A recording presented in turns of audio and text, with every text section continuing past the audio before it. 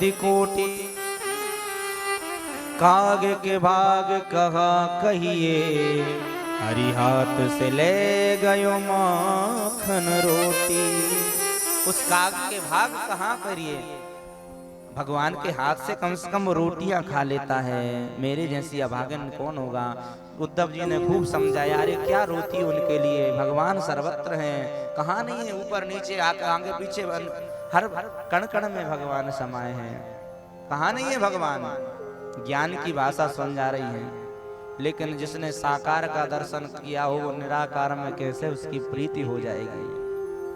अरे उद्धव, मेरे हाथ से जिसने भोजन किया हो तू क्या निराकार की बात करता है, तो निराकार को तू ही भज, मुझे तो मेरे माधव में आनंद आता है। बहुत समझाया भगवान कि भक्त ने यशोदानंद बाबा को समझ में नहीं आया। आगे जाकर के देखा तो एक चौक में राधा जी बीच में बैठी हैं और सारी गोपियां राधा जी को समझा रही हैं। इन्होंने जब राधा और गोपियों के जब ज्ञान की भाषा सुनी, प्रेम की उच्च श्रेणी में जब बात कर रही थी, प्रेम का जब भाव उदय हो रहा था, तो आज उद्धव जी महाराज का सारा ज्ञान धरा का धरा रह गया। क्या मैं जिस निराकार की परिभाषा दे रहा हूं, क्या मैं जिस परमात्मा की मैं इनसे चर्चा कर रहा हूं, अरे इनके हृदय में तो परमात्मा बस करके बैठा है, नाचता है इनके घर में आकर के। इन्होंने तो माखन मिश्री के लोभ में भगवान को इस गलियों में नचाया है। आज उद्धव जी की ज्ञान की गुदड़ी बन गई, आज भी वृंदावन में ज्ञान गुदड़ी के नाम से है। ऊधो सूधो वे चलो सुन गोपिन के बोल, ज्ञान बजाई डुमडुमी और प्रेम बजावे ढोल। आज ज्ञान की गुदड़ी बन गई। एक दिन की कहकर के आए थे, 6 महीने तक उसी ब्रज रज में लौटते रहे श्री उद्धव जी महाराज। आशा महो चरण रेणु जुषाम हम श्याम वृंदावने किमपि गुल्म लतौषधीनाम या दुस्त्यजम स्वजन मार्य पतम च हित्वा भेजुर मुकुंद पदविम श्रुतिभिर्विनिज्ञान। उद्धव जी कहते हैं, माधव मुझे वृंदावन की रज बना देना, वृंदावन की वृक्ष बना देना। आज भी उद्धव कहीं गए नहीं है, आज भी भगवान गोवर्धन की परिक्रमा में उद्धव जी महाराज लता पताओं में आज भी छुपे हुए हैं, वृंदावन छोड़ के नहीं गए। ऐसा प्रेम का रंग चढ़ा। इसलिए प्रेम भी करना है तो परमात्मा से करो, तो तुम्हारा जीवन सफल हो जाएगा। ये तो प्रेमों की बात है ऊधो, बंदगी तेरे बस की नहीं है। ये तो प्रेम की बात है ऊधो, बंदगी तेरे बस की नहीं है। यहाँ सर देके होते हैं सौदे, यहाँ सरद के होते हैं सौदे। आस की इतनी सस्ती नहीं है। ये तो प्रेम की बात है। सभी लोग भाव से तालियों से सेवा करते हुए, बंदगी तेरे बस की नहीं है।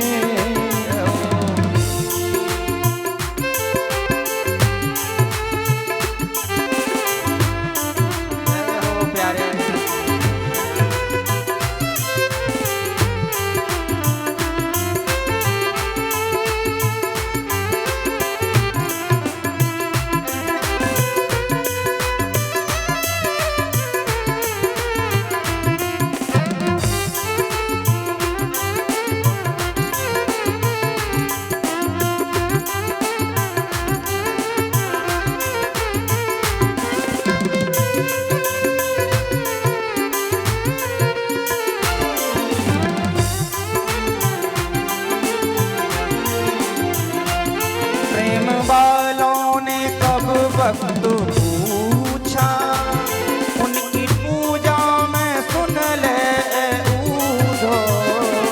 प्रेम वालों ने कब वक्त पूछा,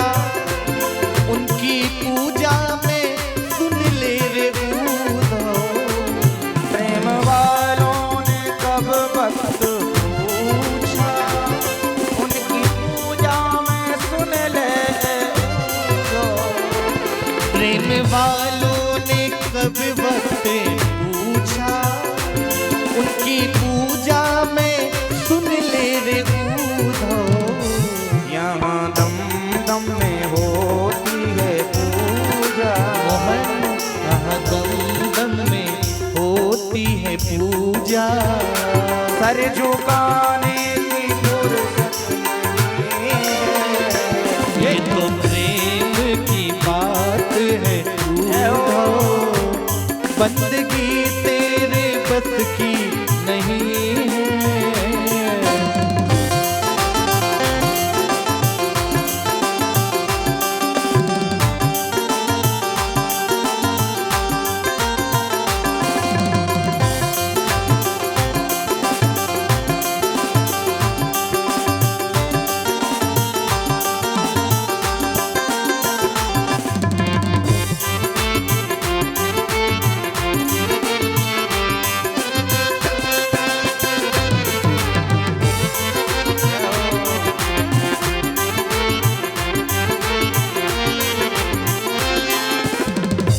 जो असल में है मस्ती में डूबे, उन्हें क्या परवाह जिंदगी की।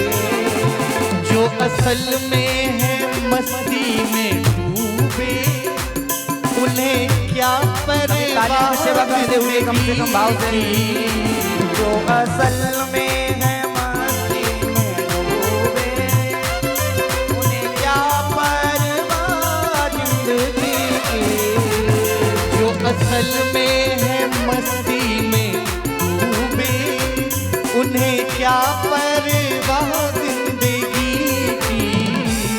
जो उतरती है चढ़ती है मस्ती, जो उतरती है चढ़ती है मस्ती, वो असल में है मस्ती नहीं है।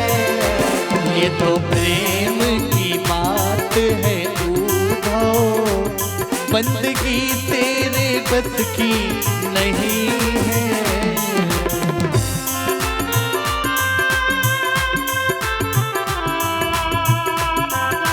जय हो मेरे माधव।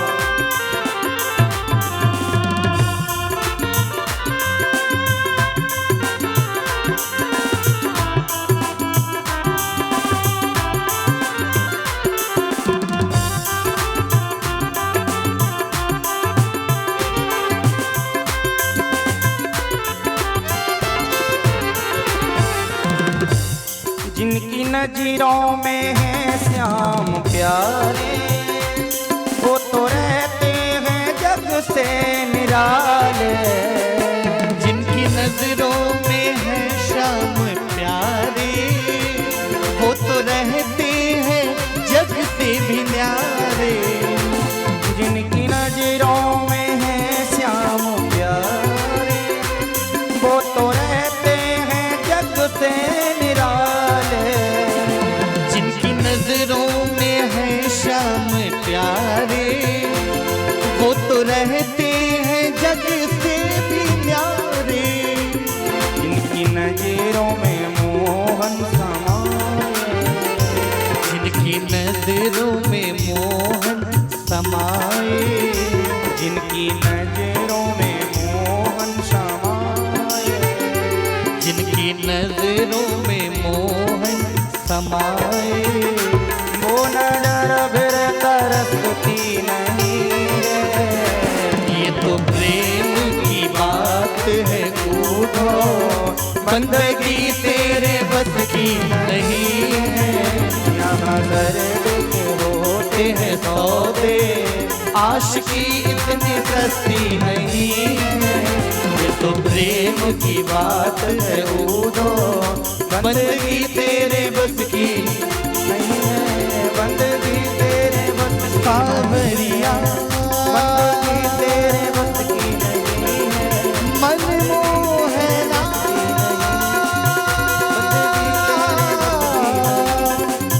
मन मोहना सांवरिया।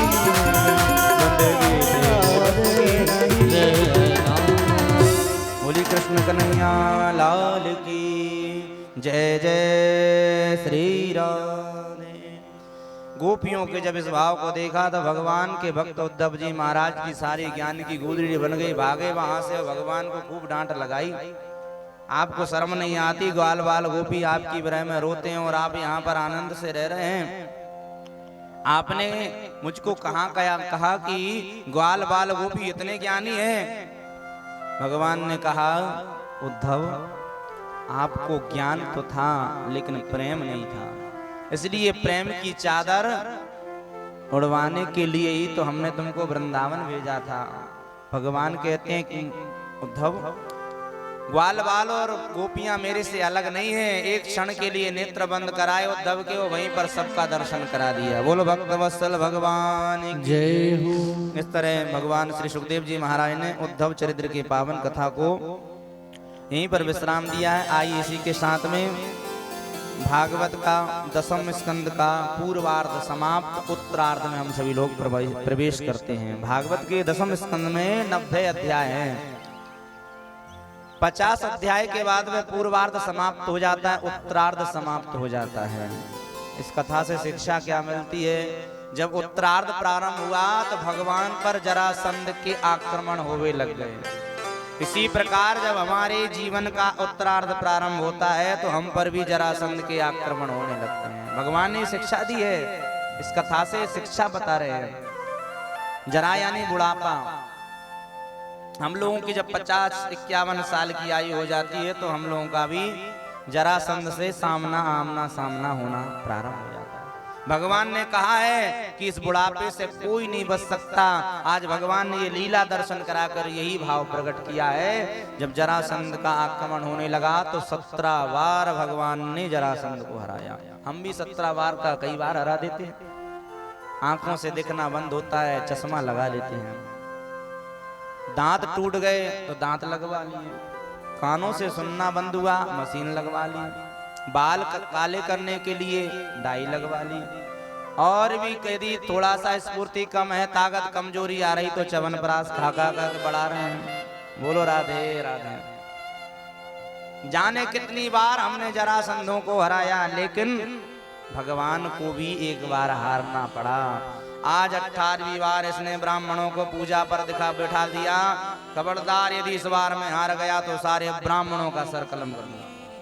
और ब्राह्मण पूजा पाठ तो सब भूले, एक ही मंत्र जाप कर रहे हैं, हे भगवान हार जाना, हे भगवान हार जाना। भगवान ने कहा जब ये जाप ही कर रहे हैं तो मेरा अवतार ही इन लोगों के लिए हुआ है, मैं कैसे इनको मरने दूं। विप्रधेन सुर संत हित और लीन मनुज अवतार। विप्रधेनु सुर देवता संत सर्वप्रथम इनके लिए भगवान ने अवतार लिया। आज भगवान 18वीं बार हार रहे हैं। रातों रात भगवान ने समुद्र के ऊपर द्वारिका का निर्माण कर दिया। और ये जरासंध इतना दुष्ट है, यवन देश के राजा कालियावन को साथ में रख लिया। ये उसका बड़ा मित्र था।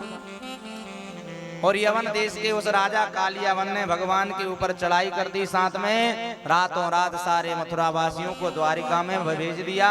और भगवान भागे, प्रवर्षण नाम के पर्वत पर चढ़ गए, एक गुफा में छुप गए। उसी गुफा में मुचकुंद जी महाराज लेटे थे। भगवान ने अपना पीतांबर उड़ा दिया और इसने सोचा कि कृष्ण सो रहा है, जाकर के पैर से उनको ठोकर मारी।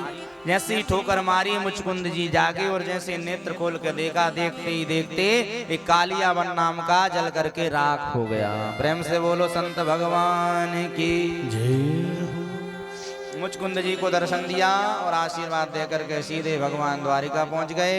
और द्वारिका में जब सुबह हुआ तो सब लोग दरवाजा खोज रहे हैं, इसलिए उसका नाम ही पड़ गया क्या? द्वारका। द्वारका बोले द्वारकाधीश की जय। नाम पड़ गया द्वारका।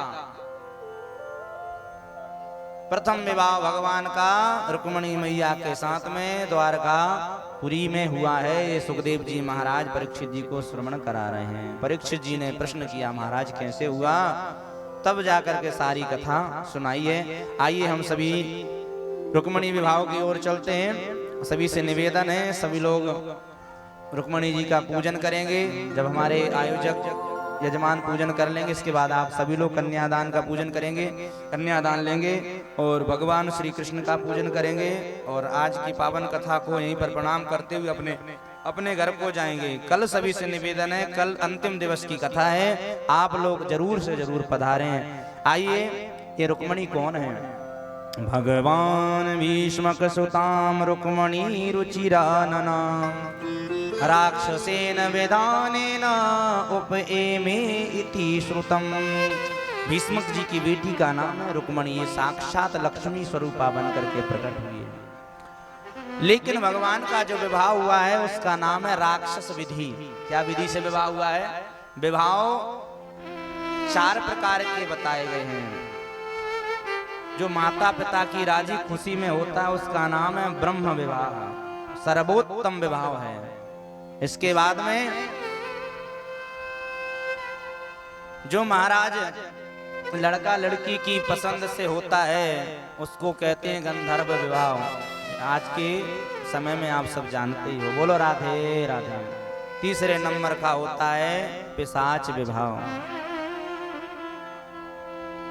पिशाच विवाह जबरदस्ती छीन करके जो शादी हो उसको कहते हैं पिशाच। और चौथे नंबर का राक्षस विवाह, जो भगवान ने हरण करके, पिताजी चाहते हैं भाई नहीं चाहता, इसलिए भगवान ने हरण करके ये विवाह किया है। इसका नाम है राक्षस विधान। रुक्मणी मैया बड़ी सुंदर है, उनके 4 भाई हैं, रुक्मी, रुक्मरत, रुक्माली, रुक्मकेशी। ये रुक्मी जो है बड़ा दुष्ट है। भीष्मक जी तो चाहते हैं कि मेरी बिटिया की शादी कृष्ण से हो, लेकिन ये रातों रात पहुंच गया शिशुपाल के पास में। चेदी नरेश दम घोष का बेटा शिशुपाल, और जाकर के रातों रात शादी कराया। आजकल के लड़के भी लड़के ही हैं, बोलो राधे राधे। हाँ, माता पिता की इज्जत कम करने लगे, कहते हैं तुम बुढ़ापे का शरीर है, शांत बैठो, हम सब कर लेंगे।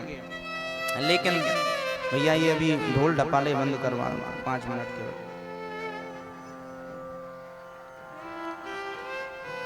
प्रेम से बोलो राधे राधे। चलने 5 मिनट और हैं। लड़के तो लड़के जब माता पिता की बात मानना बंद कर दें तो महाराज इसीलिए उनका नाम पड़ गया लड़के। एक ट्रेन में 8-10 लड़के जा रहे थे, बोलो राधे राधे। बुजुर्गों का अपमान कितना भारी पड़ता है, देखना ध्यान से सुनना। उन्होंने सोचा ट्रेन में केवल 4 लड़के रहे और एक बूढ़ा बेचारा रहे। कहने लगे सफर अच्छा नहीं जा रहा है, कुछ मौज मस्ती हो जाए। एक लड़के ने कहा क्या करोगे? बोले इस बूढ़े को परेशान करें। अरे नाना, बूढ़ा बेचारा बैठा है, शांति से बैठने दो। तीसरा कहता चैन खींचो ट्रेन की। अरे चैन खींचेंगे तो भैया फिर फंसना जाएंगे। बोले कोई बात नहीं, हम समझ लेंगे। यदि फंसेंगे भी तो सभी लोग 200 रुपया इकट्ठा करो, यदि आएगा तो टीटी को दे देंगे। 800 रुपया हो गए, 4 लोग थे। अब बूढ़े को परेशान किए और चैन खींच दी। जैसे ही टीटी आया, किसने चैन खींची? चारों लड़के कहते ये बूढ़ा जो बैठा है। टीटी कहता शर्म नहीं आती तुमको, बुढ़ापे में चैन खींचते हो? बूढ़ा कहता है महाराज सर मैंने नहीं खींचा साहब, मैं चुपचाप बैठा हूँ, मुझको परेशान करते हैं। अरे ये 4 लड़के क्या झूठ बोलेंगे?